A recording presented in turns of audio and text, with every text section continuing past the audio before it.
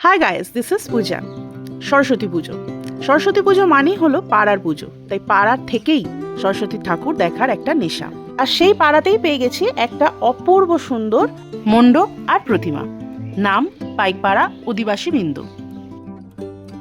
মণ্ডপের ভিতরে মাটির হাড়ি, ঘণ্টা, ঝুড়ি, বেতের জিনিসপত্র দিয়ে অসাধারণ আকারে সুসজ্জিত এই মণ্ডপটি।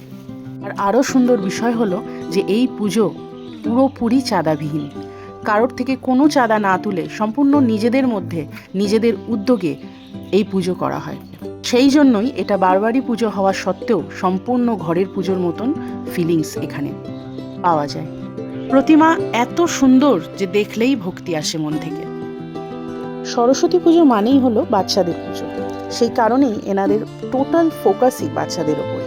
এই পুজো ফিতে কাটা হয় বাচ্চাদের হাত দিয়ে এবং এই পুজোয় সম্পূর্ণ চাঁদাবিহীনভাবেই আঁকা প্রতিযোগিতা, বিভিন্ন সাংস্কৃতিক অনুষ্ঠান সবটাই বাচ্চাদের জন্য করা হয়।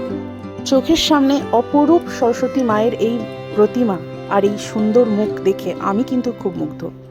আমার মতন কার কার এই প্রতিমা খুবই পছন্দ হয়েছে নিশ্চয়ই কমেন্টে জানিও।